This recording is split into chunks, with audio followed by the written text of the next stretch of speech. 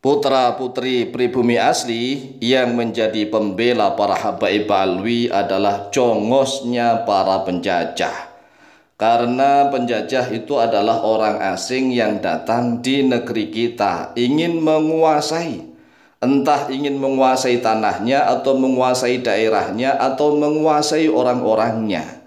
Nah, kalau para habaib alwi ini ingin menguasai orang-orangnya, terutama menguasai orang-orang NU. Karena para habaib alwi itu tidak berhasil menguasai orang-orang Muhammadiyah. Para habaib alwi juga tidak berhasil menguasai orang-orang Persis Persatuan Islam. Apalagi menguasai orang-orang Wahabi.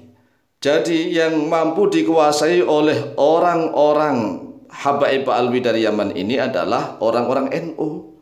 Nah, banyak sekali nih mulai bermunculan kami Al-Fakir Tamalim dilarang-larang tidak boleh ikut campur masalah ini.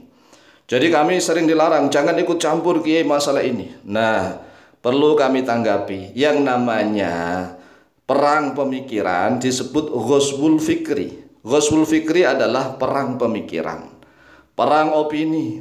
Nah, kalau masyarakat kita di Indonesia mohon maaf masih banyak yang bodoh-bodoh, kemudian mau dibodohin, dibohongin, dikibulin, ditipu oleh orang-orang yang memakai surban, memakai gamis, berbaju sok islami, apalagi mengaku sebagai durian Nabi Muhammad SAW.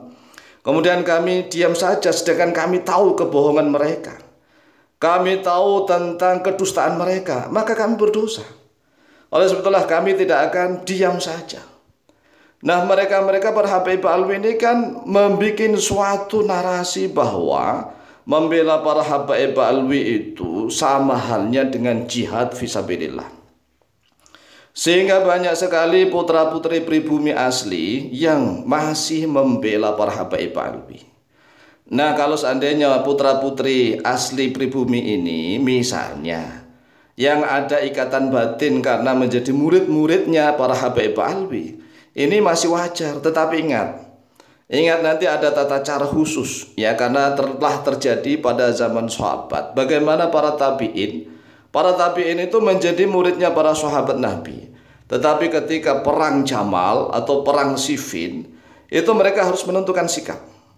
Nah, oleh sebab itulah umat Islam Indonesia harus paham nih, kita akan membahas tentang cinta bangsa dan negara kita. Nah, kalau ada para habaib alwi mengatakan bahwa Kiai Imaduddin Utsman Al-Bantani dan teman-temannya itu adalah yang memecah belah umat Islam di Indonesia, memecah belah persatuan dan kesatuan. Ini kan namanya Ghazwul Fikri, perang pemikiran. Nah, kalau pernyataan seperti ini tidak kami counter, ini bisa sesat menyesatkan. Mengapa? Ya karena namanya orang pribumi asli itu kalau seandainya bersatu mengusir para penjajah, ya selesai, nggak ada yang dipecah belah. Yang memecah belah itu adalah para penjajah. Coba kita renungkan, seandainya dahulu misalnya nih seluruh bangsa Indonesia ini bersatu mengusir penjajah Belanda, selesai. Belanda itu tidak akan lama-lama di Indonesia, mungkin hanya setahun 2 tahun nggak akan bisa bertahan. Kenapa? Karena orang-orang pribumi asli tidak bisa diadu domba. Tapi kenyataannya Belanda itu pinter, ngomongnya pinter, persis sama para habaib alwi nih, persis. Strateginya persis. Sehingga para Belanda itu hanya mengadu domba antar putra-putri ya pribumi asli diadu domba. Sama dengan para habaib alwi. Mereka ini kan pendatang. Pendatang mereka bisa disebut sebagai penjajah mental spiritual, ingin menjajah cara berpikir, cara beragama, terutama bagi warga Nahdiyah. Nah, kalau misalnya kami yang paham tentang strategi licik mereka, kemudian kami diam saja, kami berdosa. Oleh sebab itulah, wahai saudara kami sebangsa setanah air Indonesia, ketahuilah bahwa setiap orang yang membela para habaib alwi adalah jongos penjajah. Ini jelas, rumus ini jelas. Pembela habaib alwi adalah jongos penjajah. Kalau ada pertanyaannya mengapa? Jawabannya adalah begini. Karena yang namanya penjajah adalah orang luar negeri, orang asing yang datang ingin menguasai. Sehingga guru-guru kita tatkala menciptakan lagu Yalal Waton, kullu may ya'tika yauman hayyal qahimama. Kullu may ya'tika, siapapun orangnya yang akan datang, yang mendatangimu pada suatu hari nanti. Ya, kullu may ya'tika yauman yalqahimaman.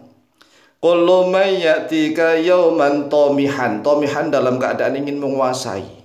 Ingin menguasai apa sajalah, entah itu menguasai tanahnya, daerahnya, menguasai orang-orangnya, menguasai cara berpikirnya dan seterusnya. Ya, yalqahimaman, mereka harus menemui kematian. Mereka harus mendatangi kematian. Oleh sebab itulah rumus ini para putra-putri Indonesia asli harus paham. Jadi harus paham nih. Jangan malah dibulak-balik. Masa sesama bangsa kita disebut sebagai pengadu domba, pemecah belah. Ini kan Ghazwul Fikri yang luar biasa yang dilontarkan oleh para habaib alwi. Lah, putra-putri Indonesia asli harus dididik masalah kebangsaan. Karena yang namanya penjajah sekali lagi adalah orang luar negeri yang datang ingin menguasai.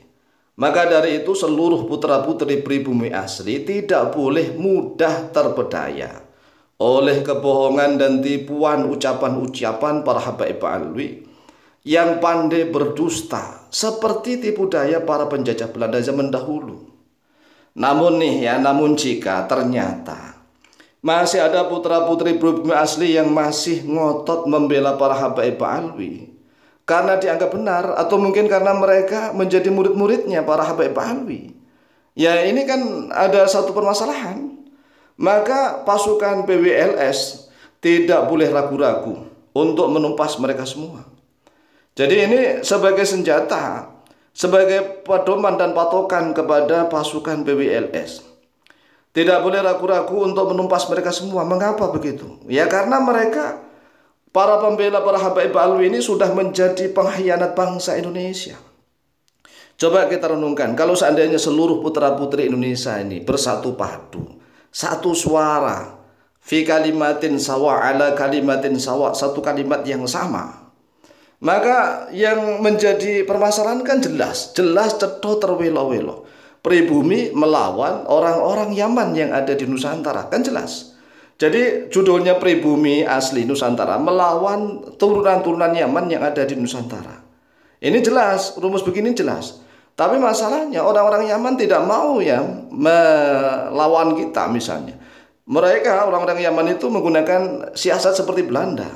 Akan menggunakan murid-murid mereka, pengaruh-pengaruh mereka, muhibbin mereka untuk melawan bangsa sendirilah. Mereka lah orang-orang Yaman itulah yang mengadu domba, memecah belah antar kita sesama bangsa Indonesia. Demikian semoga bisa dipahami dan barokah, lebih kurangnya mohon maaf. Wallahu taala a'lamu bishawab.